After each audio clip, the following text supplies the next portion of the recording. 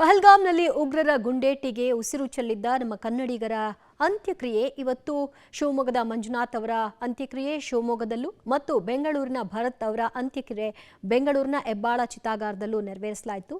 ಅಂತಿಮ ವಿಧಿವಿಧಾನಗಳನ್ನು ನೆರವೇರಿಸುವಂತಹ ಹೊತ್ತಲ್ಲಿ ಆ ಕುಟುಂಬಗಳ ಕಣ್ಣಲ್ಲಿದ್ದಂತಹ ಕ್ರೋಧ, ನೋವು ಎಲ್ಲವೂ ಕೂಡ ಉಮ್ಮಳಿಸಿ ಬರ್ತಾ ಇತ್ತು. ಶಿವಮೊಗ್ಗದಲ್ಲಿ ಮಂಜುನಾಥ್ ರಾವ್ ಅವರ ಅಂತ್ಯಕ್ರಿಯೆಯನ್ನ ನೆರವೇರಿಸಲಾಗಿದೆ.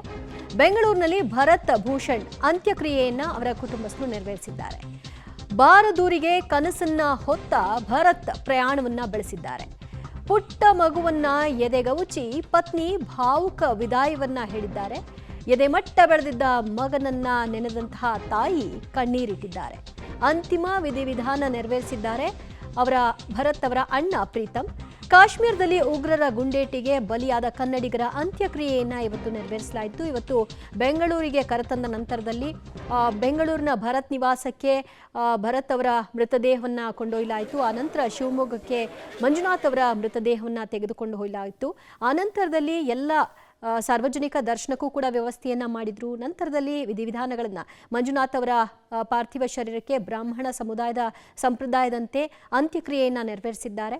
ಈ ಕಡೆ ಬೆಂಗಳೂರಿನಲ್ಲಿ ಒಕ್ಕಲಿಗ ಸಂಪ್ರದಾಯದಂತೆ ಭರತ್ ಭೂಷಣ್ ಅವರ ಅಂತ್ಯಕ್ರಿಯೆಯನ್ನು ನೆರವೇರಿಸಿದ್ರು. ಈ ಸಂದರ್ಭದಲ್ಲಿ ಎರಡೂ ಕಡೆಗಳಲ್ಲೂ ಕೂಡ ನಮಗೆ ಬಹಳ ನೋವು ಸಂಕಟವನ್ನು ತರುವಂತಹ ಸನ್ನಿವೇಶಗಳು ಕಾಣಸಿಕ್ವು. ಒಂದು, ಭರತ್ ಭೂಷಣ್ ಅವರ ಪುಟ್ಟ ಕಂದಮ್ಮ, ಏನೂ ಅರಿಯದಂತಹ ಪುಟ್ಟ ಕಂದಮ್ಮ ತನ್ನ ತಂದೆಯ ಅಂತ್ಯಕ್ರಿಯೆಯ ಸಂದರ್ಭದಲ್ಲಿ ತಾಯಿಯ ಮಡಿಲಲ್ಲಿ ಕುಳಿತಂತಹ ಒಂದು ಕ್ಷಣ, ಮತ್ತು ಪೊಲೀಸ್ ಗೌರವವನ್ನು ಸಲ್ಲಿಕೆ ಮಾಡುವಂತಹ ಸಂದರ್ಭದಲ್ಲಿ ಪೊಲೀಸರ ಕುಶಾಲತೋಪಿಗೆ ಆ ಉಗ್ರರ ಗುಂಡಿನ ದಾಳಿಯ ಸದ್ದು ಬಹುಶಃ ಅವ್ರನ್ನ ಮತ್ತೆ ಅಲ್ಲಿ ಕರ್ಕೊಂಡು ಹೋಯ್ತು ಅಂತ ಅನಿಸುತ್ತೆ. ಇಬ್ಬರು ಕೂಡ ಆ ಕಡೆಯಿಂದ ಭಾವುಕರಾಗಿದ್ದರು. ಥ್ಯಾಂಕ್ ಯು ಮೀಡಿಯಾವ್ರಿಗೂ ಎಲ್ಲರಿಗೂ ತುಂಬ ಥ್ಯಾಂಕ್ಸ್.